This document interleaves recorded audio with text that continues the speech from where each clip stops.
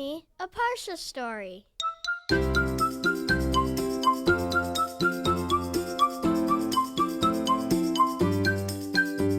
Welcome to Parsha House. Devorah lived in a cozy little house with her parents and her older brother Eliyahu and her baby sister Leah. Devorah loved spending Sunday afternoons playing with her best friend Racheli. They built magnetile mazes, they colored with chalk on the driveway, they played tag, they traded stickers, and just loved spending time with each other. One day, Devorah's Savta came over to visit. She invited Devorah to bake cookies with her.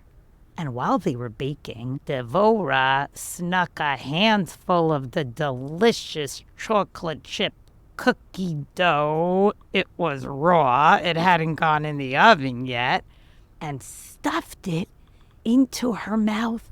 Her tummy was happy for a few minutes because it tasted really, really sweet, but she was feeling a little badly about what she had done.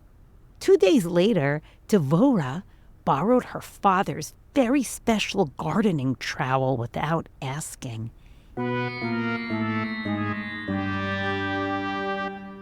His initials were engraved in the handle. She wanted to help plant some seeds, but ended up digging a big hole that was way too big to put a small sunflower in. Her father was amused and slightly exacerbated. That means he was a little upset. Oh, fiddle faddle. The next adventure, or maybe I should call it misadventure, involved Devorah's love for drawing. She found a brand new box of Eliyahu's colorful markers and decided that it would be so nice to decorate their pet cat, whose name was Mittens, with a vibrant rainbow design. Mittens was white, after all, and would look so cute if she was a little bit more colorful. Mittens was not so happy about this idea that Devorah had and hissed and walked away.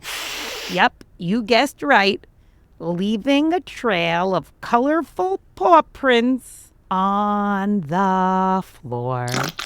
Miriam's heart sank when she realized what a mess she had created. She didn't mean to be causing so much trouble. These mishaps, one after the other, even though they weren't anything so big, they were making Devorah feel uneasy and disappointed in these actions. She wanted to make a change, but she didn't quite know how to fix things. Then came the incident with the stolen marbles. That was different. That was bigger. And that felt heavy in her pocket and in her heart. Let me tell you what happened. One day, Devorah snuck into Eliyahu's room. He's a few years older than her. And he had a collection of shiny, colorful marbles. Devorah said, let me just take a few. I'll slip them into my pocket. Nobody will ever realize he has so many marbles. When her friend Racheli came over to play, Devorah said, do you want to see some treasures? And she showed her the marbles.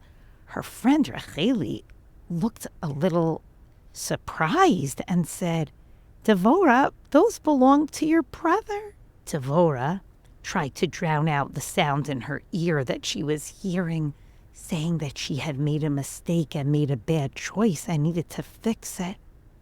That night, when Devorah went to sleep, the marbles were in her hands. They didn't feel fun anymore. Her stomach was turning. Tears welled up in her eyes, and she imagined how her brother would feel to know that some marbles in his collection were lost and that his collection was now incomplete. As soon as Devorah woke up the next morning, still feeling so upset, she knew she had to do something. She was a little nervous, but she walked to her brother's room and knocked on the door. Her heart was pounding. She said to her brother, "Here, I want to give you these marbles." And her brother, Eliyahu, with a smile on his face, said, "Wow, this one shimmers so nicely in the sunlight. Do you want to play marbles together?" And that was when Devorah burst into tears. "Eliyahu, I took these marbles from your room last night without permission. I'm so sorry that I did it, and I want to fix my mistake and never take anything that doesn't belong to me ever again."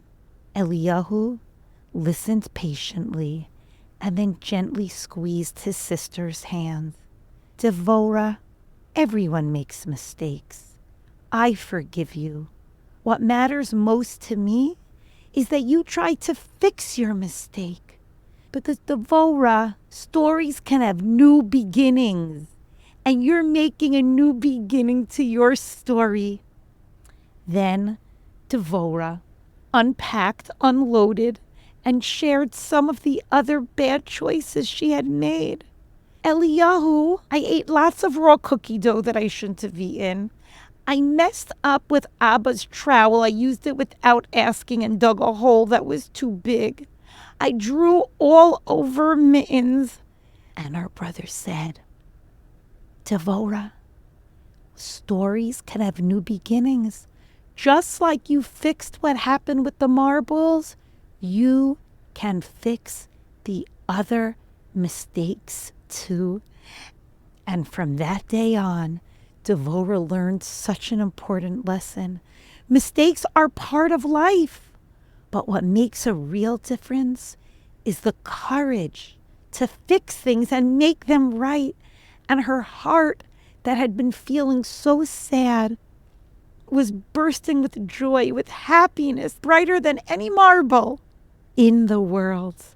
Many years later, when Devorah was all grown up and a mom, she heard a story about a man who felt lost and hopeless because of his mistakes. She heard this story from Sivan Rachav Meir. This man lived in Iraq and visited Harav Ovadia Somech.